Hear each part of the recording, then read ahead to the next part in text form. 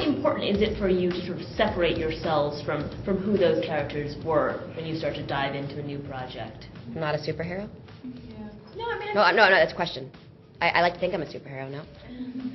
I think that if someone's a true fan and they want to see you, do whatever chapter comes next in your life, and I've been really fortunate that I think the fans are excited. I think they want to see what Jennifer's going to do. I think they want to, I think that's exciting. I know as fans, as everyone, like to see what other people do.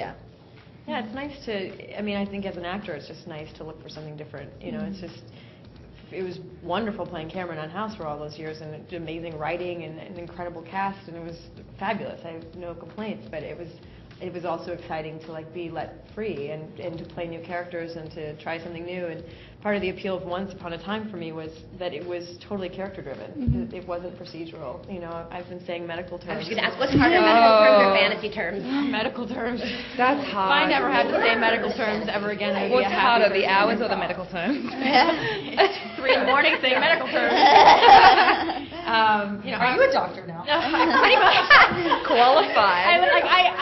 I had a cyst that burst years ago, and I was sure that I knew what it was, based on.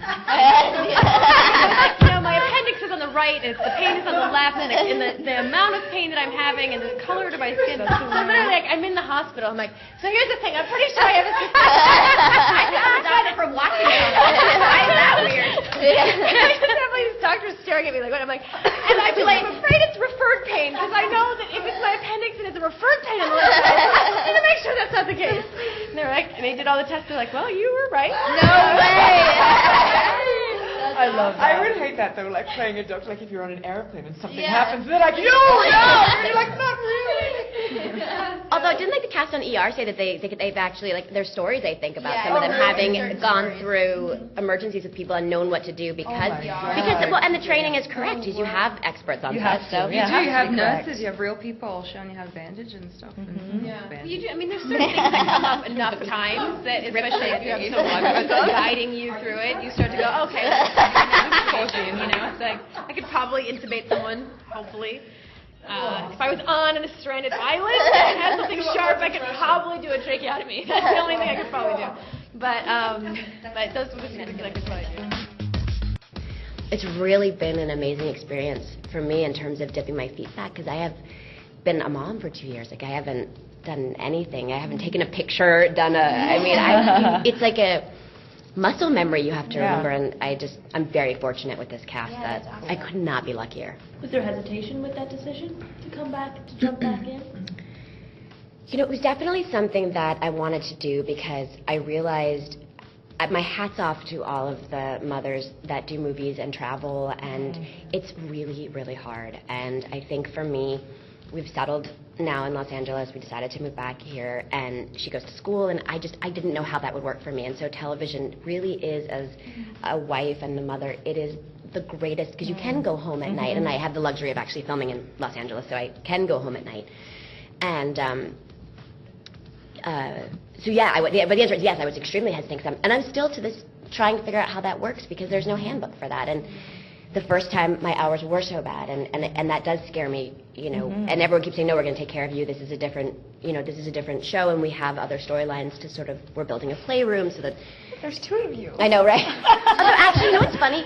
Those days when we were doing the pilot were actually the fastest days, because you do minimal movement. Yeah. Both actresses were on time, they knew their dialogue, they gave me no lip, and it was actually, it moved kind of quickly, and the technology that's the other thing for me too that's amazing, is this whole, the cameras are so different, and the camera just remembers, and you just go back, you change, you come back, step in, the camera, it's actually kind of quick. Who do you read with when you do this kind of thing? I was really fortunate. We had a great double on the pilot, and she did both. I actually had 2, and they each did 1 character, and we're still figuring out what we're going to do here. But yeah, it's actually kind of fun. Yeah. Wow. If you guys could do a superhero show, which superhero would you do? Don't feel pressure to say Buffy, all you guys. Let's take off the table. That's answered. Well, is there? They tried to do a Wonder Woman pilot, and it failed. And they always seem to have... Don't say failed. That's not fair to all the people that worked hard on it. That's not... Picked up. There we go. But is there a way to make Wonder Woman work in the 21st Oh century? my gosh! I mean, that's what I used to play when I was little. Like I would Me too. run to the We're the same age, end of aren't we? the street. We're the same and- age. I do too. Linda Carter was it. She's clearly an She was inspiration, it. But why can't they make a movie or a TV show that seems to...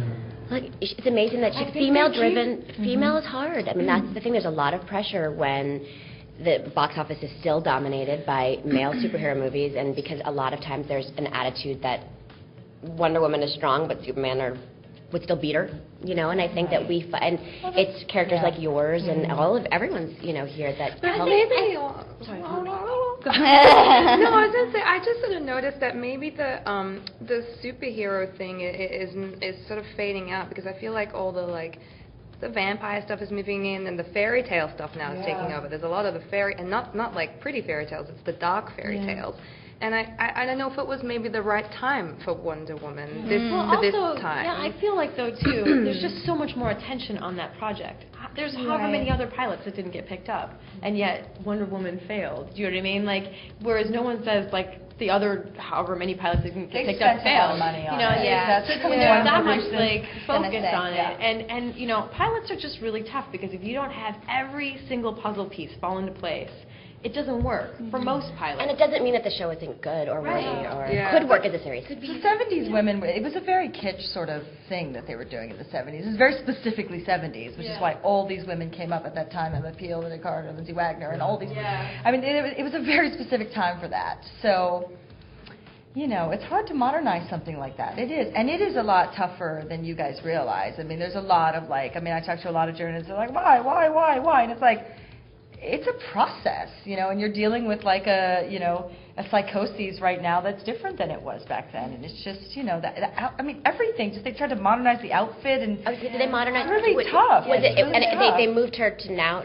You can't have a woman running around in her underwear now. You can't do that. In the 70s, it was okay. It was weird and kitsch. It was fun. But, you can't. They tried to make her wear pants and do this whole thing, and it's not the same thing. You need someone who has the kind of vision that, you know, Jon Favreau, who worked with us today for the photo shoot, you know, it's like you look at what he did with Iron Man, which was a genius. I mean, he took such a strong point of view. He had a superhero have a sense of humor about himself, and it really worked to translate to an audience right now. And granted, that was a male superhero, but you need to have someone who has that kind of vision to be able to rework a story like that. But then you have to have the right actor, and the right production designer, and the right everything. But Joss tried with Wonder Woman. Wonder Woman's been a particularly tough one, and if there's anyone that writes that knows female superheroes and has respect for them and really knows how to not just embrace them, but to make them accessible for everybody, it's Joss, and he struggled with Wonder Woman too and couldn't get it made. So it seems like that is a difficult one to tackle, and I give a lot of credit to them for maybe television was the format, and maybe there is a format somewhere for it.